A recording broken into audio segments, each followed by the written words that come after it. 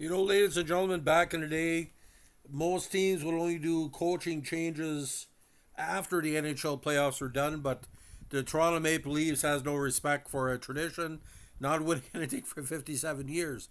So as it stands right now, there's a new head coach of the Maple Leafs as of 8 o'clock Atlantic time, Craig Berube. Now, Berube, a former Toronto Maple Leaf, have hired him as their 32nd head coach in franchise history. He played 40 games for the Leafs during the 92 season. He replaces the lame duck Sheldon Keefe, who was fired by the team after 5 seasons behind the bench. Obviously, he did back it only made it once past the first round during his tenure. Now, Berube most recently coached with St. Louis Blues. He was fired last December in the midst of his sixth season with the squad. Promoting to head coach in November of 2018, Berube became just the second interim head coach in NHL history to lead a team to a Stanley Cup title in June of 2019. The win was the first in Blues' first in franchise history after losing their previous finals, especially in the late 1960s into 1970. Prior to coaching the Blues, Berube spent 2 seasons behind the bench of the Flyers from 13 to 15.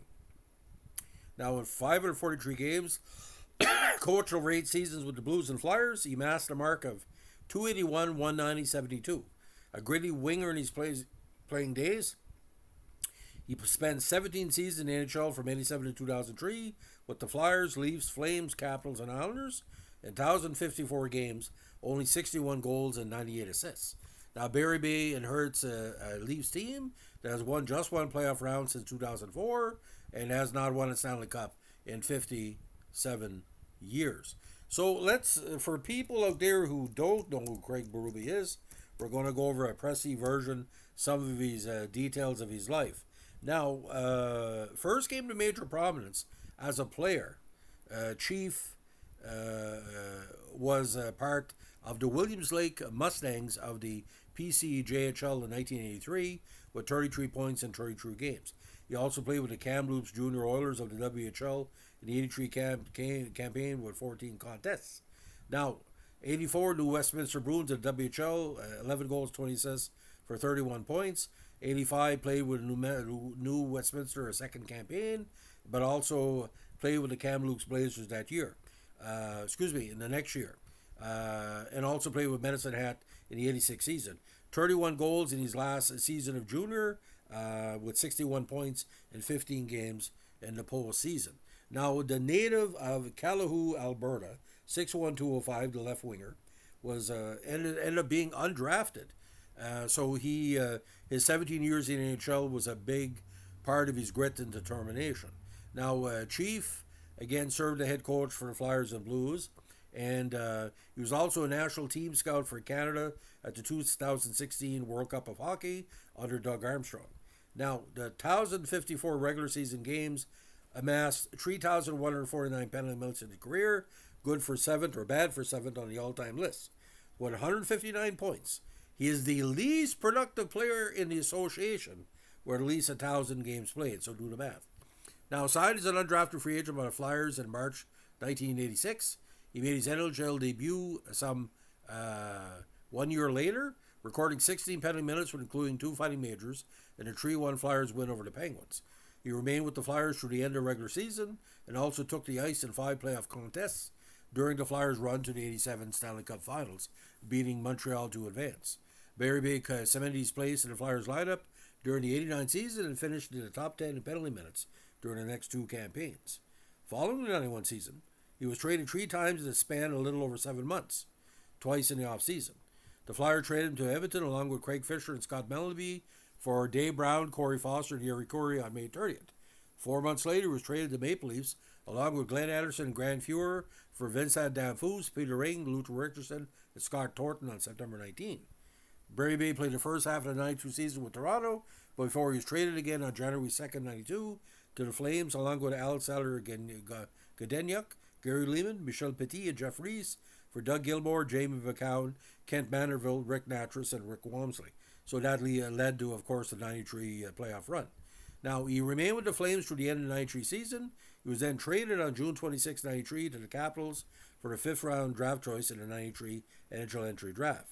He spent the next six seasons with the Caps notably playing in every playoff game during Washington's run to the 98 Stanley Cup Finals, of course, which they lost.